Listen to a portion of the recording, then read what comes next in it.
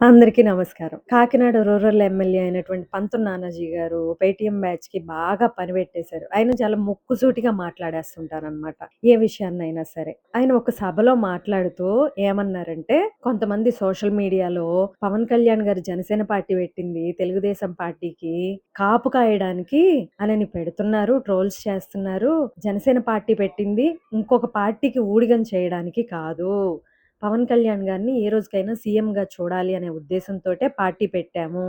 కాకపోతే 2024లో వాళ్ళతో కలిసి వెళ్ళడానికి కారణం ఏంటంటే, ఓట్లు చీలడం వల్ల ప్రజలు ఇబ్బంది పడతారు. అభివృద్ధి కుంటుపడతది. ఇప్పటికే 5 సంవత్సరాలు వాళ్ళ సైకో పాలన వల్ల ప్రజలు చాలా ఇబ్బంది పడ్డారు అనని జెప్పేసి పవన్ కళ్యాణ్ గారు ఎంతో మెచ్యూరిటీగా ఆలోచించారు.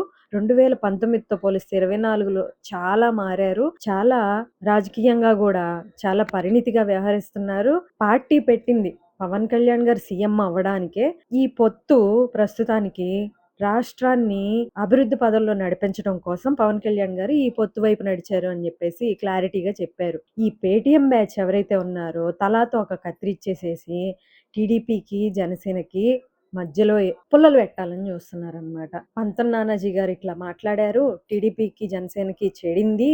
అందుకే ఇలా మాట్లాడుతున్నారు. పవన్ కళ్యాణ్ గారు గూడా అందుకే క్యాబినెట్‌కి రావట్లేదు. హెల్త్ ఇష్యూస్ ఉన్నాయని అని జెప్పేసి ఇష్టం వచ్చినట్లుగా పోస్టులు పెడుతున్నారు. రూ. 5 పేటీఎం కోసం అన్నమాట. ప్రజలు చాలా విఘ్నతతో ఉన్నారనమాట.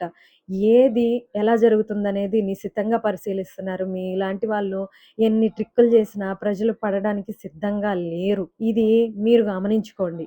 మీరు ఎంత కష్టపడి ఈ వీడియోని వైరల్ జేసి ముందు ఎనక తీసేసినా గూడా ప్రజలైతే అన్నీ అర్థం జేసుకొని ఎవరి ప్రభుత్వంలో ఎంత అభివృద్ధి జరుగుతుందనేది చూసుకుంటున్నారు, గమనిస్తున్నారు.